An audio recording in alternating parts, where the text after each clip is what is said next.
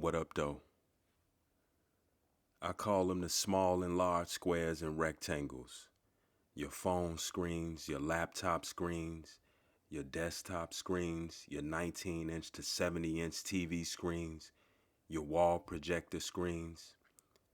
To me, reality is what's outside the borders of those small and large squares and rectangles. The illusion is within these screens.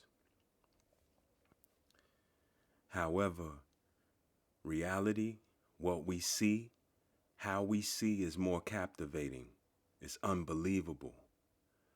And I can say unbelievable because even if I dissected the human eye, I wouldn't know what I was discovering. Sadhguru asked, "What is water?" We drink it. We say we need it to live. We know we need it to live. We learn that it's H2O. Get a glass of water. Look at it. Look at it. What is it? What is water? Don't tell me what you learned. Tell me what is. Is reality really real? Is it real rap?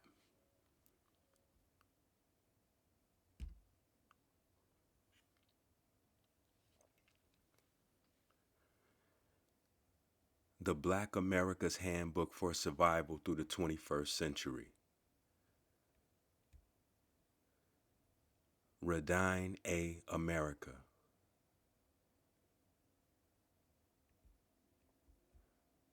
Reality is everything that is in union with nature. Illusion is anything that creates separation from nature.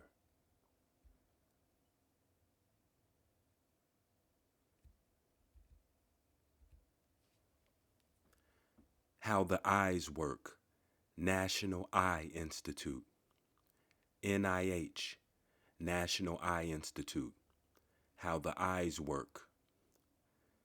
Light passes through the cornea, the clear front layer of the eye. The cornea is shaped like a dome and bends light to help the eye focus. Some of this light enters the eye through an opening called the pupil. The iris, the colored part of the eye, controls how much light the pupil lets in. Light passes through the lens, a clear inner part of the eye. The lens works together with the cornea to focus light correctly on the retina.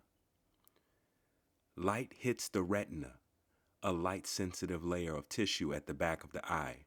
Special cells called photoreceptors turn the light into electrical signals. These electrical signals travel from the retina through the optic nerve to the brain. Then the brain turns the signals into the images you see.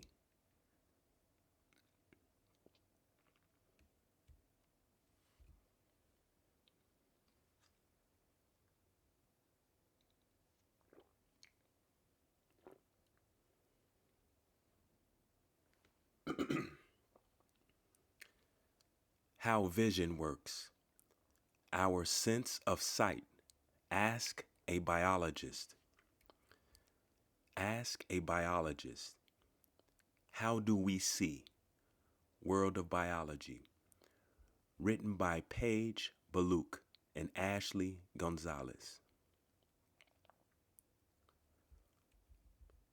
How do we see? Take a look around you. What do you see? You might see a computer or phone with a shining, colorful screen.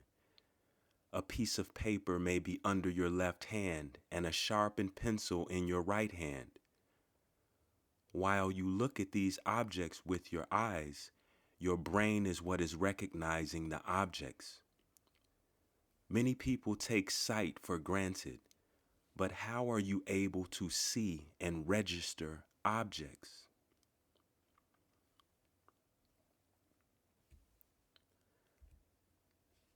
Let's think of the eye as a sort of camera.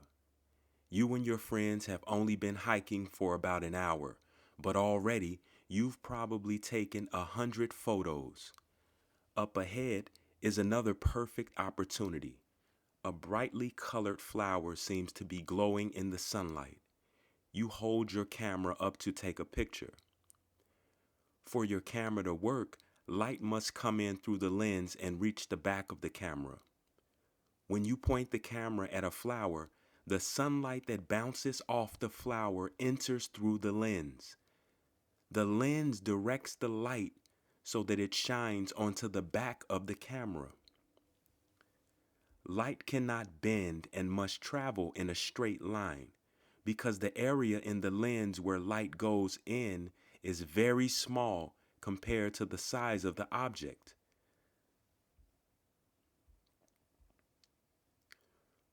Because the area in the lens where light goes in is very small compared to the size of the object.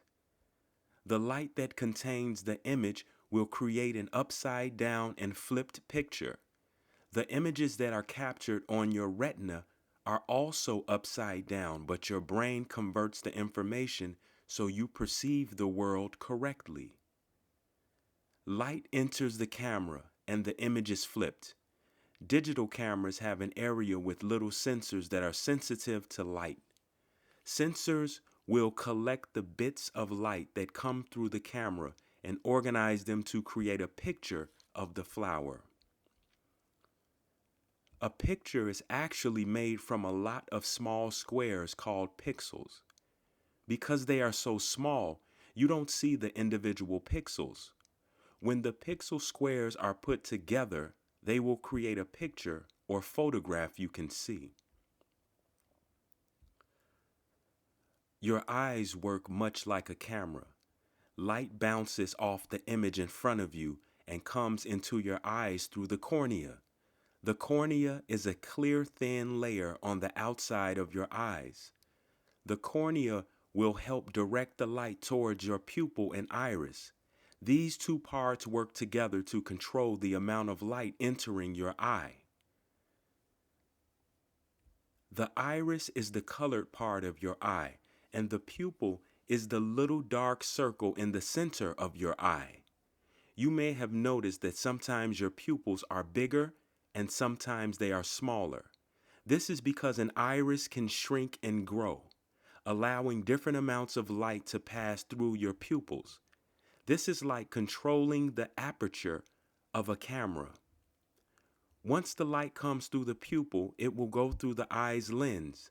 Just like in a camera, the lens is used to focus on an object and direct the light to the back of the eye. The back of the eye is called the retina, and it has special sensors called cones and rods. Visual information excites the cone and rod sensors. Once the cones and rods have been exposed to light, they translate the visual information into electric information. They translate the visual information into electric information. The optic nerve will send this information to your brain. The tiny nerve cells are able to take the electric form of the image in front of you and send it to the brain's visual cortex or vision center. The vision center is located in the back part of your brain, the occipital cortex or lobe. It is responsible for decoding the electrical information coming from the retina. The vision center interprets the electric form of the image, allowing you to form a visual map. The brain has to do a lot of work to make a picture.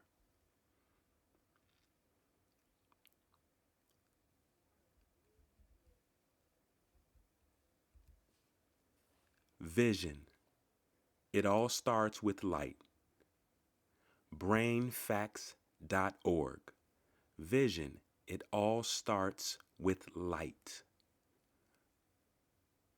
April 2012.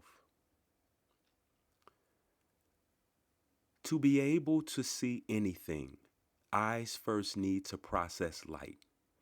Vision begins with light passing through the cornea. Both combine to produce a clear image of the visual world on a sheet of photoreceptors called the retina, which is part of the central nervous system, but located at the back of the eye. Photoreceptors gather visual information by absorbing light and sending electrical signals to other retinal neurons for initial processing and integration. The signals are then sent via the optic nerve to other parts of the brain, which ultimately processes the image and allows us to see. The size of the pupil, which regulates how much light enters the eye, is controlled by the iris. Visual signals pass from each eye along the millions or so fibers of the optic nerve to the optic chiasm, where some nerve fibers cross over. Studies about the inner workings of the retina give us the best knowledge we have to date about how the brain analyzes and processes sensory information. Photoreceptors, about 125 million in each human eye, are neurons specialized to turn light into electrical signals.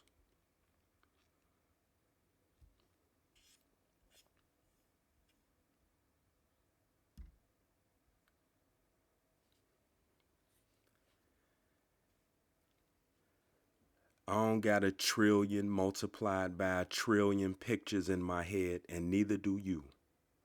Our heads are too small, right? Right? Our heads are not even as large as basketballs. Heavier. Ain't no snapshots. The images in life that we capture daily have depth. The 10 red cardinals, the blue jays, the red mohawk woodpecker, the other 10 species of birds all rustling the leaves on the forest floor, the opossum, generationally accommodated by its earth soil portions consistency, the owl that is active in the darkness of the day, descending. We saw the owl. The sound of its wings like the brown paper material flapping like the wings were fashioned 7 foot in span.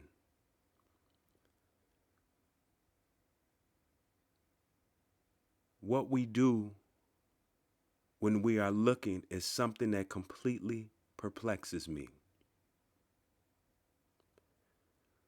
What are you looking at? And how are you looking at it? Is what you consider something nothing plus attention? Is reality really real? Is it real rap? When it's pitch black outside or in your house and no light is there, what exists? Nothing? Black? Or do you determine what every object is, what reality is? Does reality start within? Does it start with electrical signals? If so, do you create the world? Your world? How much of the world is there, and how much do you create from within? Do the right thing.